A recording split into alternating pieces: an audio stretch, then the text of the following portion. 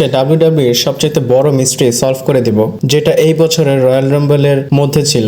এবং আপনারা দেখেছেন কোডি রোডস রয়্যাল রাম্বল জিতেছিল এবং রোমান রেন্সের দিকে ইশারা করেছিল আঙ্গুল দিয়ে। আর রোমান রেন্স এটা দেখে অনেকটা কনফিউজ ছিল।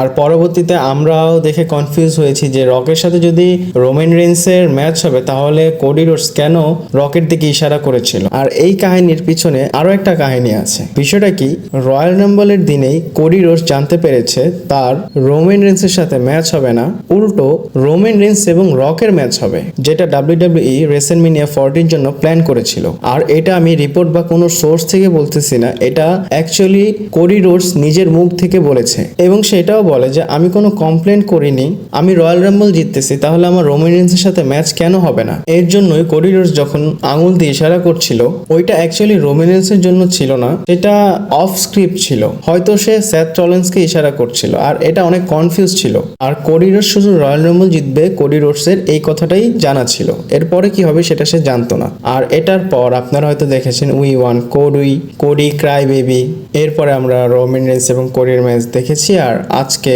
Cody Rhodes WW universal champion হয়ে আছে। আর এরকম অনেক আপডেট আজকে আছে, চলুন শুরু করা যাক। Hello viewers, welcome to Rachel Bangla BD. তো গাইস, কথা বলি ওই সুপারস্টারটার স্টেটমেন্টের বিষয়, যে কিনা সুন একটা সুপারস্টার ডাব্লিউডাব্লিউর মধ্যে, তার নাম হচ্ছে জেলা ফাটো। সে রোমিনেন্সের বিষয় বলে, ধরেন ক্লাসের মধ্যে একটা স্টুডেন্ট থাকে যে কিনা এসে টেবিলের উপর দাঁড়ায়, বুক টুক চওড়া করে দাঁড়ায় থাকে এবং কলারটা উঁচা করে রাখে। কিন্তু এই ক্লাসের মধ্যে আমি ওই স্থানে আছি যে কিনা শুধু দাঁড়ায় এইসব দেখবে, এবং আমি চাই সেই স্থানটায় যেতে এবং টেবিলের উপর দাঁড়ায় একটা ভাব নেওয়ার জন্য। আর সবাই এরকমটা চেষ্টা করে সেই লেভেলটায় যাওয়ার জন্য, কিন্তু I think I am the main one.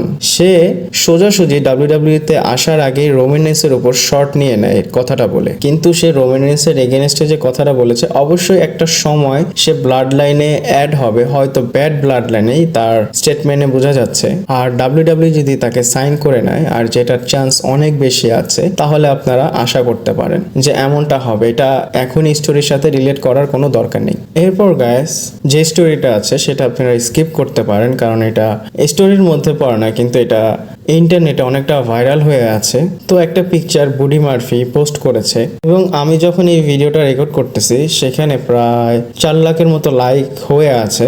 আর এই ছবিটা আপনারা দেখতেই পাচ্ছেন। আর এই যে বুডি মার্ফি, সে কার সাথে আছে আপনারা হয়তো জানেনই। দেখেন, আমি এই বিষয়টা আপনাদের সাথে শেয়ার করতাম না, আমি ডেইলি ভিডিও বানাই এবং ডাব্লিউডাব্লিউতে যা যা হয় সেটার উপর রিয়াকশনটা দিতেই আমি পছন্দ করি, তাই আপনাদের সাথে শেয়ার করি। এটা অন্যভাবে নেবেন না কেউ। নেক্সট ভিডিওতে চলে যাই। নেক্সট আমরা লোগান পলের বিষয়ে কথা বলবো। লোগান পল তার ইনস্টাগ্রাম স্টোরিতে এই ছবিটা দিয়েছে এবং ওনার সাথে যে ম্যাচ হবে কোডি রোডসের, সেটাকে খুব ভালোভাবে হাইপ করছে এবং ছবিতে ক্যাপশনে দিয়েছে যে মেইন ইভেন্ট রেডি। তো লোগান পল তো একদম রেডি হয়ে আছে। আর সে অনেক কষ্ট করেছে, কারণ সে চ্যাম্পিয়নশিপ ম্যাচটা তো পেয়েছে, তার চ্যাম্পিয়ন না, কোডি রোডসের চ্যাম্পিয়ন। সে যদি কোডি রোডসকে হারাইতে পারে সৌদি আরবিয়াতে, তাহলে সে চ্যাম্পিয়ন হবে, ডাবল চ্যাম্পিয়ন। এরপর গাইস, ডমিনিক মিস্টেরিওর বিষয়ে কথা বলি। আপনারা হয়তো খেয়াল করেছেন রে মিস্টেরিওর ছেলে ডমিনিক মিস্টেরিও কেন মাস্ক পরে না। হয়তো আপনারা ভাবতে পারেন রে মিস্টেরিও হয়তো মানা করেছে বা সে চায় না লুচা স্টাইলকে এতটা রিপ্রেজেন্ট করার জন্য। কিন্তু এই বিষয়ে ডমিনিক মিস্টেরিওর কথা হচ্ছে যে আমার যে বাপ আছে তার চেহারা একদম খারাপ, এবং আমার যে আঙ্কেলটা আছে তার চেহারাও একদম খারাপ ছিল, কিন্তু আমার চেহারা তো অনেক ভালো, আমি কেন মাস্ক পরে নিজের সুন্দর চেহারাটাকে ঢেকে রাখবো। ডমিনিক মিস্টেরিও এমনভাবেই বলে যখন তাকে এই কোশ্চেনটা করা হয় যে আপনি কেন মাস্ক পরেন না, এবং তাকে লিভ মর্গানের বিষয়ে কোশ্চেন করা হয় যে রিয়া রিপ্লি তো চলে গিয়েছে, তো লিভ মর্গানের সাথে তোমার আসলে কি চলতেছে, এবং সেই কোশ্চেনটাকে পুরোপুরি ইগনোর করে দেয়। আর সেটাকে কেন ইগনোর করছে আপনারা হয়তো জানেন, এই স্টোরিটা হবেই হবে। এবং আপনারা হয়তো দেখেছেন মানডে নাইট রয়ের একটা সেগমেন্টে লিভ মর্গান এবং ডমিনিক মিস্টেরিও একই লকার রুম থেকে বের হচ্ছিল। এরপর গাইস, কোডি রোডসের বিষয়ে কথা বলি। আমরা তো সবাই এই জেনারেশনের, কিন্তু আমার মাঝে মধ্যে কোডি রোডসের কিছু কথা শুনে মনে হয় সে ব্যাক জেনারেশনে আবার ল্যান্ড করেছে। কারণ সে কি বলে সেটা আপনারা শুনেন। এবং কখন বলে, যখন সে নিজেই ডাব্লিউডাব্লিউইর টপ ফেস এবং টপ স্টার, সে ওভার হওয়ার বিষয়ে কথা বলে, যেটা হচ্ছে ক্রাউডদের মাঝে ওভার রিয়াকশন হওয়াটা আর কি, সেটা বলে, সেটা বোঝায়।